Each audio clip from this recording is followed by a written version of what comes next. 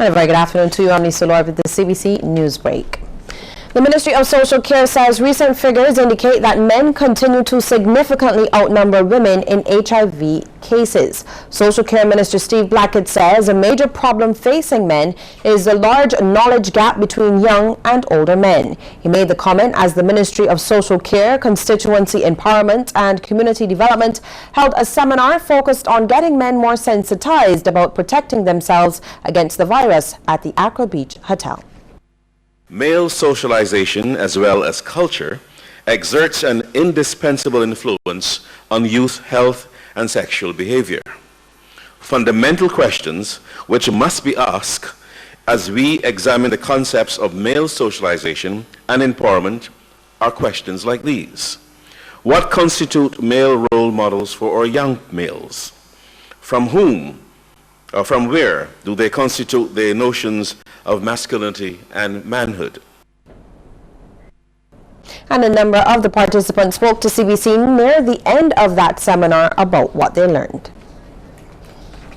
I came expecting to find out information about HIV and the approaches that Barbados, or I should say the Men's Association, is taking in the fight against HIV and to help prevent it among the youth and the men of this society. Learn things that I never know about HIV, learn things new, like I might learn something I don't know. More women are tested for HIV and AIDS than men, but more men are positive and more men die from it. Our mother is this afternoon calling on teachers especially to be a little more understanding around children living with diabetes. Hazing Carrington has a daughter with type 2 diabetes, which she says is under control. What she is not happy about is how her daughter is sometimes treated at school by those who should know better. If she needs to go to the bathroom, oh yes, I know that you are diabetic and you have to go to the bathroom so often. Those kind of things they say to her and make her feel bad when she comes home. There's this thing too, because she's thick, and they says, oh, you have diabetes, and this is a t-shirt.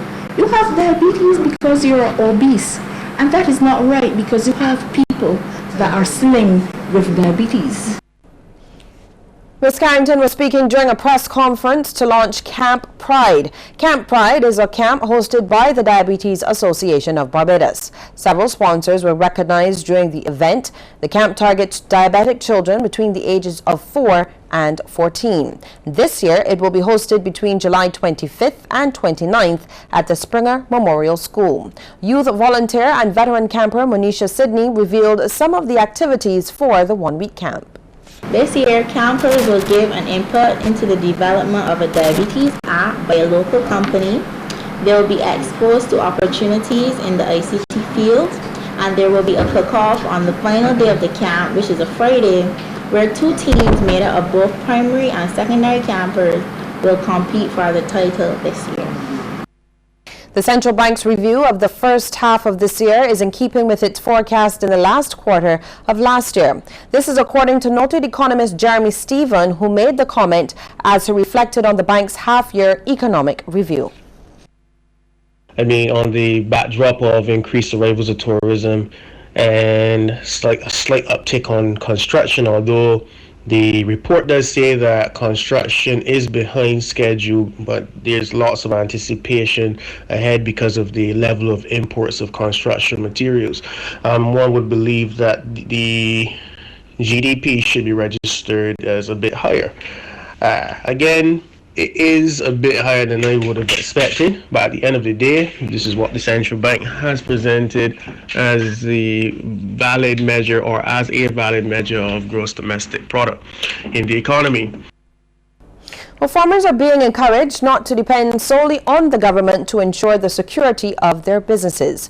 Permanent Secretary in the Ministry of Agriculture, Food, Fisheries and Water Resource Management, Esworth Reed, says government can only do so much. He made the comment while delivering the feature address at an accountability seminar organized by the Inter-American Institute for Cooperation on Agriculture.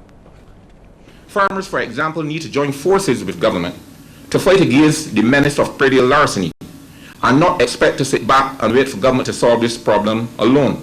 This is if we are to effectively deal with this menace. All government can do in this matter is to put in place the relevant body of strong legislation, which, by the way, should be on the statutory books by year end, and ensure that it is policed and enforced, and when culprits are caught, that they are carried before the law courts, prosecuted, and severely punished. Mr. Reid also encouraged farmers to install electronic surveillance systems. Farmers, however, would also have to play their part by putting in place the necessary security systems, even if it is electronic, that would deter thieves or reduce the incidence of predial larceny or any other form of trespassing of unauthorized persons on their property. It is done at other places of business such as supermarkets, department stores, and the like. And farmers who should by now recognize their farms as places of business should not expect a government agency in the public service to be their security system. Well, stay with us. We'll have regional and international news right after the break.